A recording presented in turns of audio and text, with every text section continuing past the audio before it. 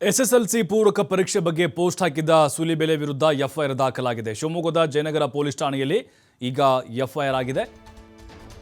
ಚಿಂತಕ ಚಕ್ರವರ್ತಿ ಸೂಲಿಬೆಲೆ ವಿರುದ್ಧ ಈಗ ಎಫ್ಐಆರ್ ಆಗಿದೆ.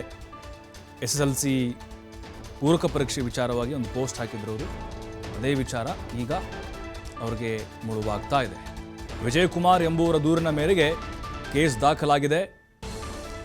ಐಪಿಸಿ 505B, 505(1)C, 505(2) ಕಾಯ್ದೆಯಡಿ ಪ್ರಕರಣ ದಾಖಲಾಗಿದೆ. ಸಾಮಾಜಿಕ ಜಾಲತಾಣಗಳಲ್ಲಿ ಹಾಕಿದ್ದ ಪೋಸ್ಟ್ ಇದು. ದೂರು ದಾಖಲಾಗಿದೆ.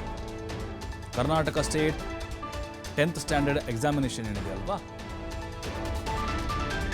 ಅದೆಲ್ಲವೂ ಒಂದು ಸ್ಪಷ್ಟನೆ ಕೊಟ್ಟಿತ್ತು. ಆದರೆ ಈಗ ಸೂಲಿಬೆಲೆ ವಿರುದ್ಧವಾಗಿ ಎಫ್ಐಆರ್ ದಾಖಲಾಗಿದೆ. ಅವರು ಪೋಸ್ಟನ್ನು ಹಾಕಿದ್ರು. ಏನು ಅಂತ ಹೇಳಿದ್ರೆ, ಅವತ್ತು ಶುಕ್ರವಾರ ಒಂದು ಎಕ್ಸಾಮ್ ಅಂದರೆ ಎಸ್ಎಸ್ಎಲ್ಸಿ ಪೂರಕ ಪರೀಕ್ಷೆ ಮಧ್ಯಾಹ್ನ ಮೇಲೆ ಟೈಮ್ ಫಿಕ್ಸ್ ಮಾಡಿದಾರಂತೆ, ಸಮಯ ಇಟ್ಟಿದ್ದಾರಂತೆ. ಯಾಕೆ ಇಟ್ಟಿದ್ದಾರೆ? ಅದು ಅಲ್ಪಸಂಖ್ಯಾತರು ಅಥವಾ ಮುಸ್ಲಿಮರಿಗೆ ಅನುಕೂಲ ಆಗಲಿ, ನಮಾಜ್ ಮಾಡಲಿಕ್ಕೆ ಅವ್ರಿಗೆ ಟೈಮ್ ಕೊಡ್ತಾ ಇದ್ದಾರೆ. ಈ ರೀತಿಯಾಗಿ ಧರ್ಮದ ಆಯಾಮದ ಮೇಲೆ ಧರ್ಮದ ಬಣ್ಣ ಕಟ್ಟಿ ಪೋಸ್ಟನ್ನು ಹಾಕಿದರು. ಇದಕ್ಕೆ ಪರೀಕ್ಷಾ ಮಂಡಳಿ ಕೂಡ ಸ್ಪಷ್ಟನೆ ಕೊಟ್ಟಿತ್ತು. ಇಲ್ಲ, ಅವತ್ತು ಸೆಕೆಂಡ್ PUC ಮೇನ್ ಎಕ್ಸಾಮ್ ಇದ್ದಾವೆ, ಅದಕ್ಕಾಗಿ ಅವ್ರದ್ದು ಬೆಳಗ್ಗೆ ಇವ್ರದ್ದು ಮಧ್ಯಾಹ್ನ ಮಾಡ್ತಾ ಇದ್ದೀವಿ ಅಂತ ಹೇಳಿತ್ತು. ಇದು ಕೂಡ ಚರ್ಚೆಗೆ ಕಾರಣ ಆಯಿತು. ಬಟ್ ಈಗ ವಿಜಯಕುಮಾರ್ ಅನ್ನುವಂಥವರು ದೂರನ್ನು ಕೊಟ್ಟಿದ್ದಾರೆ. ಆ ದೂರಿನ ಅನ್ವಯ ಈಗ ಸೂಲಿಬೆಲೆ ವಿರುದ್ಧ ಎಫ್ಐಆರ್ ದಾಖಲಾಗಿದೆ. All the exam in morning session but first Friday why? ಶುಕ್ರವಾರ ಯಾಕೆ ಅಂತ ಹಾಕಿದ್ರು.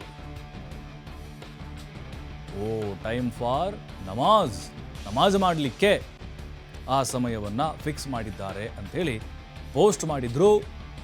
ಈಗ ಅದೇ ಪೋಸ್ಟನ್ನು ಇಟ್ಕೊಂಡು ಕಾಂಗ್ರೆಸ್ ನಾಯಕರು ಕೂಡ ವಾಗ್ದಾಳಿ ನಡೆಸಿದ್ರು. ಅವರ ವಿರುದ್ಧ ಕ್ರಮ ಕೈಗೊಳ್ಳುತ್ತೀವಿ ಅಂತ ಹೇಳಿದರು. ಈಗ ದೂರು ದಾಖಲಾಗಿದೆ. ನೋಡಿ, ಶಿವಮೊಗ್ಗದಲ್ಲೇ ಈ ಹಿಂದೆ ಇವರ ವಿರುದ್ಧ ಒಂದು ದೂರು ದಾಖಲಾಗಿತ್ತು.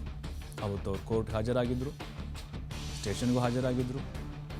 ಈಗ ಶಿವಮೊಗ್ಗದ ಜಯನಗರ ಪೊಲೀಸ್ ಠಾಣೆಯಲ್ಲಿ ಮತ್ತೊಂದು ಎಫ್ಐಆರ್ ದಾಖಲಾಗಿದೆ.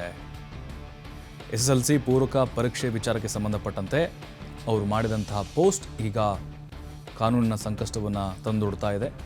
ನೋಡೋಕೆ ಯಾವ ರೀತಿ ಇದಕ್ಕೆ ಅವರು ಸಮರ್ಥನೆಯನ್ನು ಕೊಡ್ತಾರೆ, ಯಾವ ರೀತಿ ಅದಕ್ಕೆ ತನಿಖೆಗೆ ಸಹಕರಿಸ್ತಾರೆ ಅಂಥೇಳಿ, ಪೊಲೀಸರು ಯಾವೆಲ್ಲ ರೀತಿಯಾದಂಥ ಪ್ರಶ್ನೆಗಳನ್ನು ಇಲ್ಲಿ ಕೇಳ್ಬೋದು ಅಂಥೇಳಿ. ಬಟ್ ಈಗ ಪರೀಕ್ಷಾ ಮಂಡಳಿಯವರೇ ಒಂದು ಸ್ಪಷ್ಟನೆಯನ್ನು ಕೊಟ್ಟಿದ್ದಾರೆ. ಯಾಕಂತ ಹೇಳಿದ್ರೆ, ಅವತ್ತು ನಾವು ಯಾಕೆ ಮಧ್ಯಾಹ್ನ ಆಯ್ಕೆ ಮಾಡಿದ್ದೀವಿ, ಅದೇ ಟೈಮನ್ನು ಅಂತ ಕಾರಣ ಕೊಟ್ಟಿದ್ದಾರೆ. ಸೆಕೆಂಡ್ PUC ಎಕ್ಸಾಮ್ ಇರೋದ್ರಿಂದಾಗಿ ಅಲ್ಲಿ SSLC ಅವ್ರಿಗೆ ಅವಕಾಶ ಇರೋದಿಲ್ಲ, ಹಾಗಾಗಿ ನಾವು ಮಧ್ಯಾಹ್ನ 1 ಗಂಟೆ ಮೇಲೆ ಇಟ್ಕೊಳ್ತಾ ಇದ್ದೀವಿ ಅಂತ ಹೇಳಿದರು. ಬಟ್ ಈಗ ಸ್ಪಷ್ಟನೆ ಕೊಟ್ಟರೂ ಕೂಡ ಸೂಲಿಬೆಲೆ ಅವರ ಹೇಳಿಕೆ ಇದೆಯಲ್ವಾ, ಅಂದರೆ ಅವರು ಪೋಸ್ಟ್ ಮಾಡಿದೆಯಲ್ವಾ, ಅದು ಧರ್ಮದ ಆಯಾಮದಲ್ಲೇ ಚರ್ಚೆ ಆಗ್ತಾ ಇತ್ತು. ಈಗ ಎಫ್ಐಆರ್ ಆಗಿದೆ.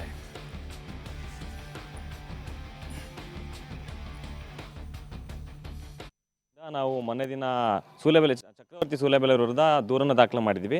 ಉದ್ದೇಶ ಇಷ್ಟೇ, ಅವರು ಸಮಾಜದಲ್ಲಿ ಕೋಮುಗಲಭೆಯನ್ನು ಸೃಷ್ಟಿ ಮಾಡುವಂಥ ಹುನ್ನಾರನ್ನು ಇಟ್ಕೊಂಡು SSLCಯ ಎಕ್ಸಾಮಿನ ವೇಳಾಪಟ್ಟಿ ಶುಕ್ರವಾರ ಮಧ್ಯಾಹ್ನ 2 ಗಂಟೆಯಿಂದ ಸ್ಟಾರ್ಟ್ ಆಗೋದನ್ನು ಇಟ್ಕೊಂಡು ಅವತ್ತಿನ ಬೆಳಗಿನ ಜಾವ ನಮಾಜ್ ಟೈಮಿಗೋಸ್ಕರ ಅವರು ಟೈಮ್ ಕೊಟ್ಟಿದ್ದಾರೆ ಅಂತ ಹೇಳಿ ಸರ್ಕಾರದ ವಿರುದ್ಧ ಅವಹೇಳನವಾಗಿ ಮಾತನಾಡಿದ್ದಾರೆ.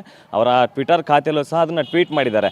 ಇಂತಹ ಅವಹೇಳನಕಾರ ಮಾತುಗಳನ್ನ ಆಡ್ಕೊಳ್ತಾ, ಸಮಾಜಕ್ಕೆ ಧಕ್ಕೆ ತರುವಂಥ ಮಾತುಗಳನ್ನ ಆಡ್ಕೊಳ್ತಾ, ಸಮಾಜದಲ್ಲಿ ಕೋಮುಗಲಭೆ ಸೃಷ್ಟಿ ಮಾಡ್ತಕ್ಕಂತಹ ಸೂಲಿಬೆಲೆ ಅವರ ವಿರುದ್ಧ ನಾವು ದೂರನ್ನು ದಾಖಲು ಮಾಡಿದ್ವಿ. ಆ ದೂರಿಗನ್ವಯ ಇವಾಗ ಎಫ್ಐಆರ್ ಕೂಡ ದಾಖಲಾಗಿದೆ. ನಾವು ಮುಂದಿನ ಕಾನೂನು ಕ್ರಮಕ್ಕೆ ಸಿದ್ಧವಾಗಿರ್ತೀವಿ ಅಂತ ಹೇಳಿ ಮೂಲಕ ಹೇಳಲಿಕ್ಕೆ ಇಷ್ಟಪಡ್ತೀವಿ. ಶಿವಮೊಗ್ಗ ಜಿಲ್ಲೆ